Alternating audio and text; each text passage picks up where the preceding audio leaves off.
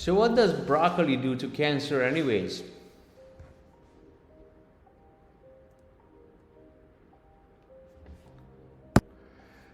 Today I got curious about the anti-cancer effects of broccoli.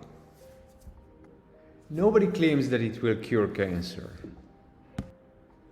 No natural substance or herb is likely to have such a drastic immediate effect all by itself, either good or bad. But there is a vast amount of evidence now, backed by studies available on PubMed to everyone, that it can play a role both in preventing and helping stop cancer.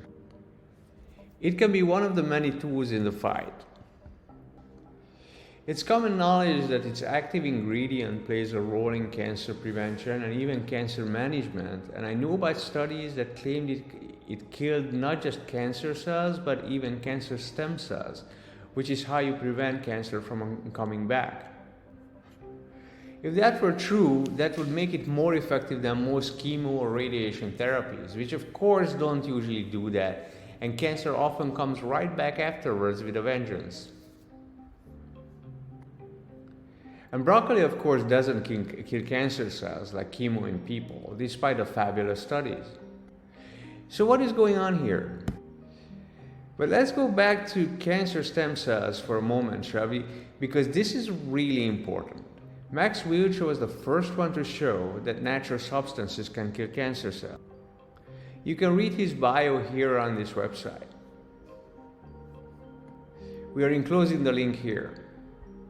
There are numerous studies which claim astonishing things about sulforaphane, the main active ingredient in broccoli.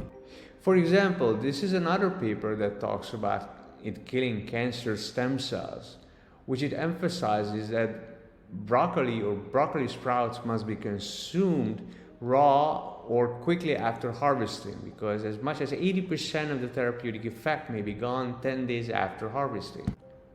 Please follow this link to read the paper. That makes it sound like we need to eat it straight from the growing tray when the sprouts are still alive.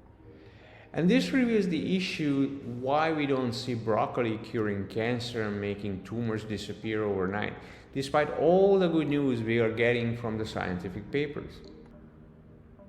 Sulforaphane is a very elusive thing, and it comes and goes quickly due to its fast metabolism.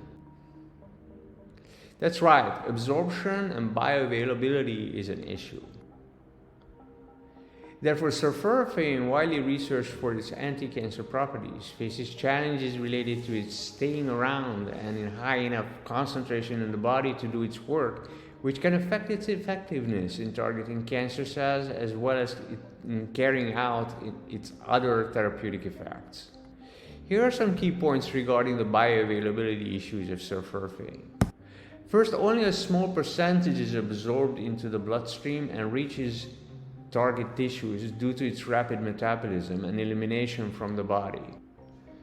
So we are already starting very small. Second, the bioavailability of sulforaphane can be influenced by the food matrix it's consumed with. In other words, it depends what you take it with. For instance, I learned sulforaphane is derived from its precursor, glucoraphanin, I hope I'm pronouncing this right, which is found in cruciferous vegetables. The conversion of glucoraphanin to sulforaphane is facilitated by the enzyme called myrosinase. See how many steps are involved in eventually turning it into sulforaphane? This is the problem. Factors such as cooking methods can deactivate myrosinase, thereby reducing the amount of sulforaphane produced and absorbed. Third, everybody's body is different. There is significant individual variability in the absorption and metabolism of sulforaphane, which can be influenced by genetic factors and gut microbiota composition. This variability affects how efficiently sulforaphane is utilized in each different body. All of this is creating a major drive to develop strategies to improve bioavailability, because we all know all of those fabulous studies are still there. If we could just solve the absorption problem, we could probably have another potent tool in fighting disease.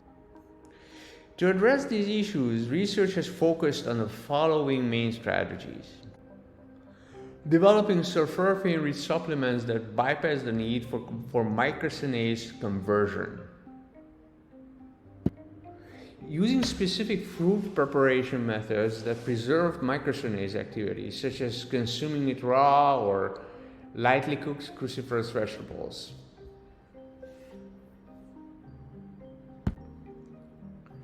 Combining sulforaphane with other compounds that enhance its absorption and stability.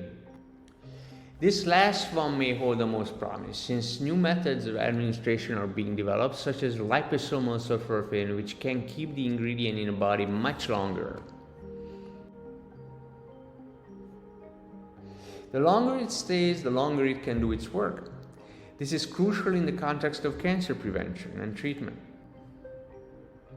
High bioavailability is essential for sulforaphane to reach the concentrations needed to exert therapeutic effects on cancer cells. So what is liposomal sulforaphane anyways? This is what I found out. Liposomal sulforaphane may be the most bioavailable form so far. Liposomes are tiny spherical vesicles made up of lipid bilayers similar to cell membranes. They can be used to encapsulate drugs or nutritional supplements, protecting them from degradation in the digestive system and enhancing their absorption into the bloodstream, which increases their stability. In addition, liposomes can be potentially engineered to target specific tissues or cells, which could be particularly advantageous in the context of cancer treatment, where this is called targeted delivery. The research is still going on, but one thing is for certain: eating more broccoli can only help you if you have cancer or if you're scared of getting it. Thanks for watching.